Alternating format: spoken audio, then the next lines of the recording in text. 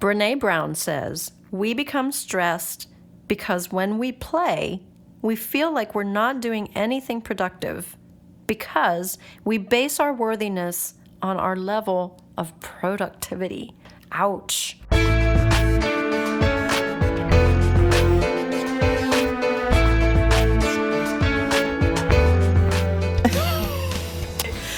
Okay, we have to confess. We are so far in over our heads. We have no idea what we're talking about. We're just sitting here laughing. Suffice it to say, it's safe to say we have both struggled with depression. Oh, can we start again?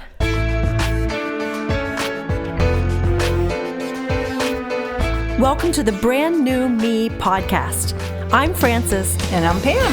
And we are two women passionate about helping others thrive in life, not just survive. In each episode, we're going to find creative ways to offer hope for your future through our own life experiences. So join us every week as we learn together that we really can be a brand new me.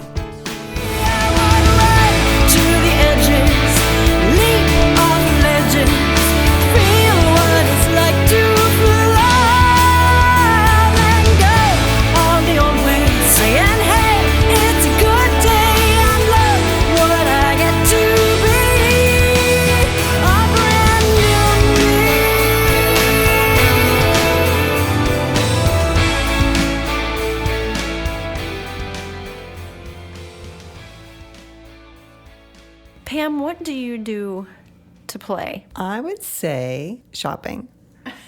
Now, we were talking about shopping a little bit. Now, I'm not the type of shopper that just likes to go look around, and now I have to have a purpose. But that's play to me. And I actually like actual play. Like, I'm a board game person. I could sit and play board games or cards or something because I do enjoy that very much. I just have to get people to play with me. Please play with me. Because they're not as much fun when you're playing by yourself. So how about you? What do you do to play? I personally hate that question.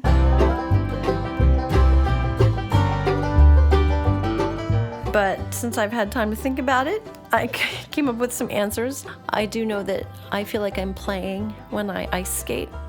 I love to do that. When I ride my bicycle, that's play to me, even though it's exercise.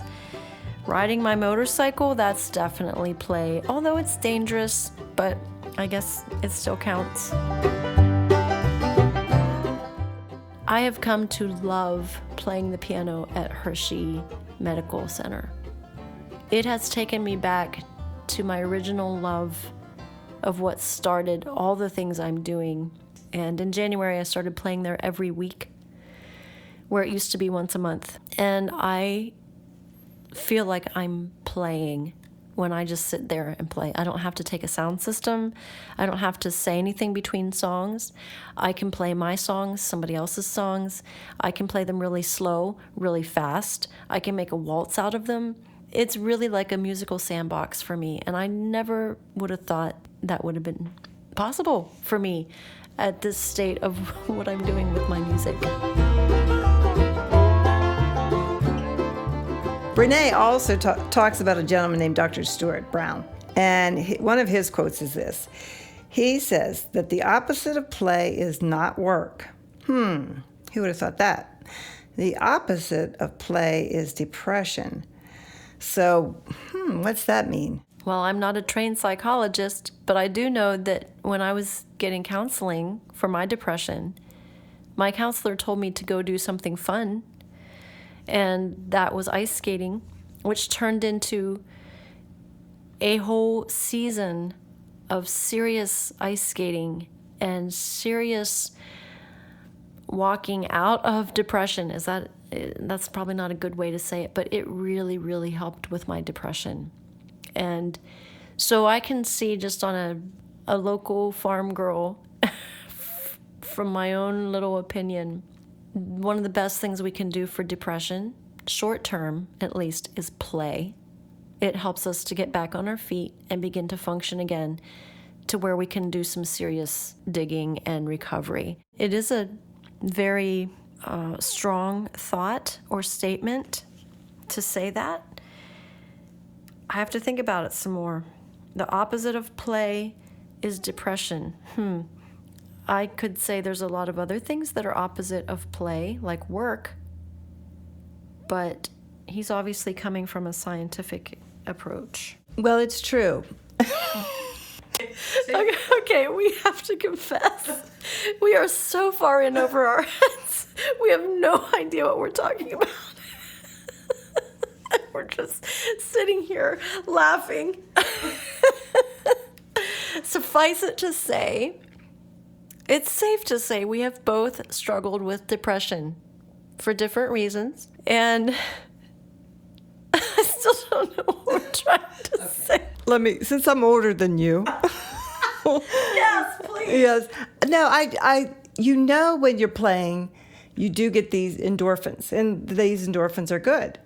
And that's what they want you to get when you're in a state of depression, are good endorphins, lift your spirit. You're always praying, Lord God, lift my spirit. I need joy. I need peace. I need blah, blah, blah, blah. So play does do that, because when you're playing, I know when I was in Sweet Adeline's enjoying it at that time, not all the other woman stuff, but the actual singing, like a quartet going out and singing. And that was fun to me. That was play. If I'm shopping, I totally have endorphins. If I'm with a group of people and we're sitting around just playing a game, because it's not just playing the game, it's all those other things that are involved with it. It's like when you're playing the piano and you're enjoying all that, there's people walking by, they're smiling, right? Mm-hmm. There's people enjoying it. You're enjoying it, but you're making everybody else enjoy it, and that brings something to you. That takes away that depression, because you're thinking, hey, I'm giving something. And all this is happening where you think you're just playing, but it's happening, and it's bringing joy to other people, to yourself, and I think that's so important. A lot of people will just say, I need to work all the time, and I feel bad for people who work hours and hours and hours, and some people don't even sleep. I mean, they really literally don't sleep. They just continue to work, and it will definitely catch up with them. I totally believe that. But he does talk about taking naps, and that's something I'm very, very intelligent about. Yeah, enlighten us. Yes, I will, because my husband and I take a nap every day. It's only 10 or 15 minutes, probably 20 at the most, but it does really rejuvenate you. And you might say, well, that's a big waste of time. I can't do that.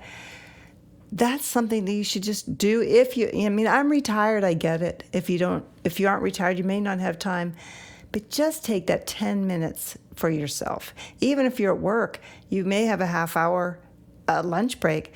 Take 10 minutes of that and lay your head on your desk, and just, even if you're not sleeping, you're resting, and that's really important. Let's give our digging deeps. Okay. And let's give Brené's digging deeps and talk about what they are. So the first one, get deliberate. She says to sit down and make a list of specific conditions that are in place when everything feels good in your life. That's very interesting, because you do have to think back, what was it that I was doing that was really making me feel good about my life? And especially if you're in the doldrums right now. And right now it's winter, so a lot of people are. Start to think back, make that little list. What was I doing that made me feel really good at the time? Was I writing something? Was I journaling at that time? Was I playing with my grandkids? Just any kind of list to help you look back and say, that was helpful. How about the next one, Frances? That one is get inspired. Brené suggests a couple books that inspire her, but I would say, what inspires you? Is it movies? Is it going to see a play? Is it going shopping? Do more of those things that inspire you, and it could be different for every person. I already talked about that I like to read autobiographies of famous musicians. That inspires me. Their stories inspire me. I take notes. I write down pieces of wisdom. But movies inspire me. Ice cream inspires me. I confess that last week I was so overwhelmed with decisions and details that I just went to the store and I bought a half a pint. Is that what size those are? Ben and Jerry's pint of ice cream. And I just sat and ate ice cream. And it felt really amazing for about 20 minutes. I really need to know which kind it was. I don't know. What? It was chocolate and peanut butter, I think, with peanut butter cups in it. Something like that. I just stood there and looked at all the different kinds, and I really wanted major chocolate. And the only thing I could find was chocolate. And I didn't want to buy a whole half gallon because I knew I was in the frame of mind that I would eat that whole half gallon. But I did make the pint last for 3-4 days, so that's better than it could have been. But I'm just saying that ice cream inspires me. And what's the last one? She says to dig deep. I was digging deep in the ice cream box. You were. That's awesome. I love you for that. The last one is get going. She's saying you can actually say no today. Isn't that something else? Say no to what? Anything. You could say, actually say no. Like if you're asked to do something. And buck the system. Now that, for you and I, these two lovely Christian young girls who never bucked the system, would we know how to do that? Yep. Okay, yeah, buck the system. And of course, the last thing, which I've already talked about, is take a nap.